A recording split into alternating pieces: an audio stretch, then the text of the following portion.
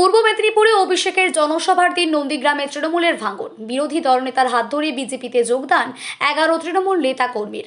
অপরদিকে কোলাঘাটে অভিষেকের জনসভা ঘিরে উত্তেজনা তুঙ্গে। রামনবমী উপলক্ষে নন্দীগ্রামে টেঙ্গুয়া থেকে জানকীনাথ মন্দির অবধি 4 কিলোমিটার পদযাত্রা করলেন রাজ্যের বিরোধী দলনেতা শুভেন্দু অধিকারী। পদযাত্রা ও প্রচারের কাজের পাশাপাশি সারার পর তিনি প্রসাদ বিতরণ করলেন ভক্তদের মধ্যে। পরে সাংবাদিকদের মুখোমুখি হন শুভেন্দু।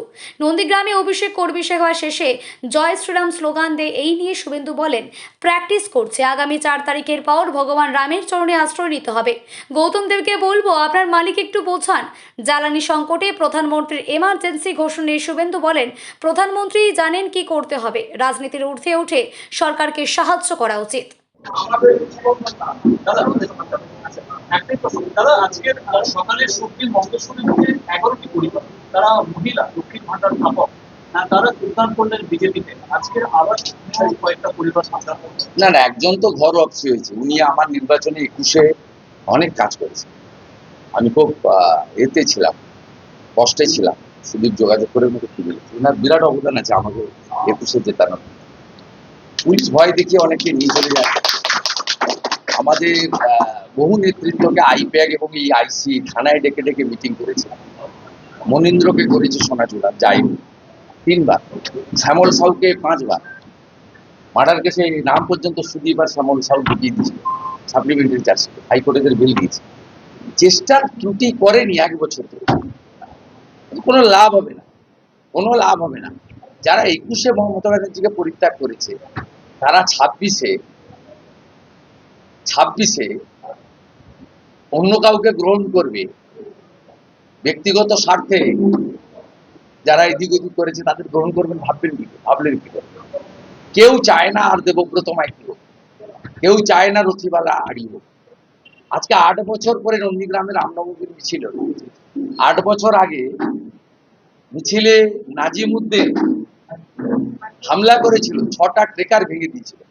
তারপর থেকে রামু সাধন, যারা এখানে জানকীনাথ মন্দির কমিটি, তারা বসে সিদ্ধান্ত নিয়েছিল টাউন ক্লাবের ছেলেরা যে না, আমরা এখানে উৎসব করবো, স্নান যাত্রা করবো, প্রসাদ খাওয়াবো, মিছিল করবো। 8 বছর পরে এই চড়া রোদ, 40 ডিগ্রি বেশি রোদ, 4 কিলোমিটার রাস্তা টেঙ্গুয়া থেকে জানকীনাথ মন্দির, গুনে গুনে 8,000 লোক, 20,000 লোক প্রসাদ নিচ্ছে। আছে পরমান্ন অন্ন গ্রহণ করছে, আমি দিয়ে এলাম। এ তো জাগরণ। বাস স্ট্যান্ডে শিক্ষিত মুসলিম ছেলেরা, গ্রাজুয়েট, অনার্স, তারা শশা, তরমুজ, জল, বাতাসা নিয়ে আমাদের ধর্মীয় প্রোগ্রামে তারা আসবে কেন? আমরাও তাদের নামাজ পাঠে যাবো কেন? তাদের ইজতেমায় আমরা যাবো কেন? ওদের কমপ্লিট। এটা মমতা ব্যানার্জি করেন। হিন্দু ধর্মকে তো শেষ করেইছেন, চেষ্টা করেছেন। হিন্দু ধর্ম শেষ হওয়ার জিনিস নয়। তেমনি ইসলাম ধর্মেরও যে নীতি তিনি বদলে দিচ্ছেন রেড রোডিতে। আজকে তারা জল বাতাসা দিচ্ছে, বলছে চাকরি চাই, বিজেপি চাই। আমরা গ্রাজুয়েট, আমরা অনার্স, আমরা বিএড, আমরা পিটিটিআই, আমরা মোদীজিকে ভরসা করি। 21টা রাজ্য হচ্ছে, কেন হবে? তারা খুশি যে অমিত শাহজি ঘোষণা করেছেন চাকরির আবেদনের ক্ষেত্রে 5 বছর রিল্যাক্সেশন। কয়েক লক্ষ যুবক যুবতীকে মমতা ব্যানার্জি ধ্বংস করে দিয়ে গেছে।